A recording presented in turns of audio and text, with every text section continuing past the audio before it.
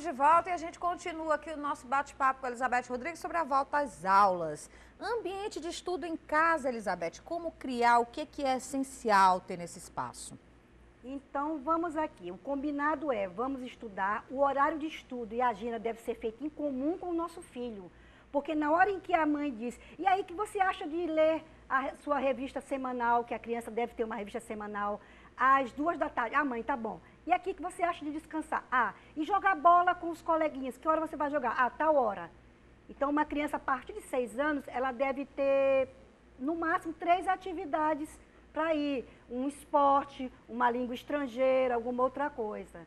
Mas ela não deve ter reforço escolar. Reforço é uma exceção. A criança tem que saber estudar sozinha, com monitoramento, mas não precisa ficar aquela vício da escola particular, não faz nada sem a escola particular. A autonomia tem que ser acompanhada, mas tem que ser desenvolvida. E nada de presente. Presente não se dá, só no Natal, no dia do aniversário e no dia das crianças. Estudar é um presente por si, entendeu? Agora, a criança tem que ter um local de estudo. O local é uma escrivaninha, é uma cadeira que o braço possa apoiar e onde o material de estudo esteja todo presente. Não pode estar tudo jogado para ele ficar espalhado, saindo. Não sei quantos quartos, sala. A iluminação tem que ser adequada. Se precisar estudar à noite, tem que ter uma iluminação que foque o livro e não a iluminação que venha de cima, porque essa iluminação pode fazer com que a criança tenha um problema de visão. E tem que ter um método de estudo. Aquilo que vai ser estudado, primeiro que foi trabalhado em sala, depois ler um material maior, que é o livro, resumir com as próprias palavras e então passar Tem um para horário o exercício. ideal para isso ou não? Tem um horário ideal, é o horário oposto, é o primeiro horário oposto à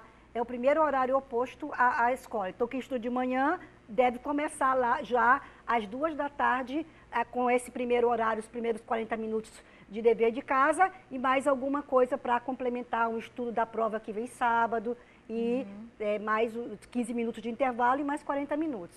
Certo, Quando a tipo criança, 2 horas. 2 horas.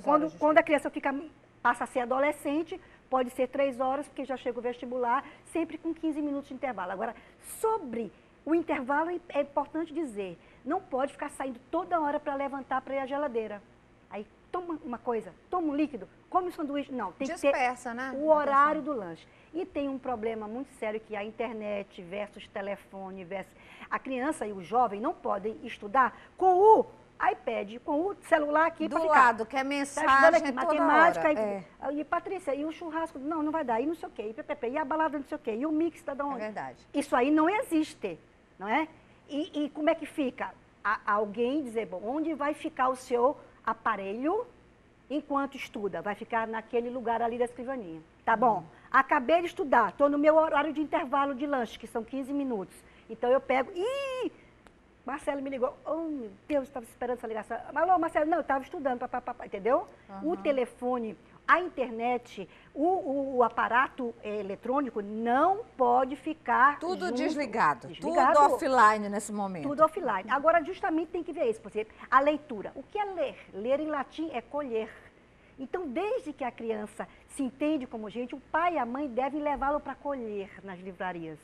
E deve ficar com aquele costume de primeiro o pai e a mãe leem para a criança. Aí eles, agora você vai ler para mim. Ler no sentido de letramento, de intimidade com o livro. Porque pode ser que a criança ainda tenha 4 anos e não saiba ler, mas ela é capaz de recontar a história. Sim. Então você pega uma historinha, por exemplo, agora uma historinha linda do rinoceronte do Ferreira Goulart. Pega a historinha, você lê, todo cheio de picotes de rinoceronte, aí você lê para a criança. Agora você vai ler para mim, o rinoceronte. Ela, mas eu não sei. Ah, sabe, conte como você acha que deve ser. Aí a criança conta. Então, depois ela lê só, depois o pai lê só. Os momentos de leitura, entendeu? Isso tudo vai incentivando aí, vai deixando de lado aquela visão que se tem, e que muitos pais passam isso, de que estudar é meio que um castigo. Né? Eu acho muito errado você se referir ao estudo como, olha, se você não fizer isso, tal, se você não me obedecer, vai ficar o dia todo na escola, então vai ter que fazer tal lição. Não, e o pai e a mãe tem que se policiar, ou quem exerce a função de pai e mãe, avô, quem cria a criança, por exemplo, o pai e a mãe também têm suas férias.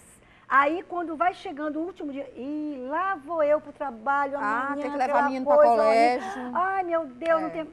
Se isso for levado como negativo, a criança entende, a criança vai assimilar. Ih, lá vou eu para aquela minha coisa chata das aulas. Quer dizer... Nem mamãe não gosta de me levar no colégio. Imagina se eu gosto de ir. Pois é. Não é então, tudo é um espelho. Você se lembre sempre disso. Você é pai, você é mãe, você é tia, você é avó. Você que cria a criança e até o adolescente. Você é um espelho. O que você faz, diz, como se comporta, é um reflexo. É um reflexo. Tem uma pergunta aqui na internet, né, tem uma dúvida que o Marcos Vinícius Barbosa, ele pergunta o seguinte: eu trabalho o dia todo e estudo à noite. Como faço para ter disposição, pois fico muito cansado? Obrigada, adoro a professora, assisto todas as quartas.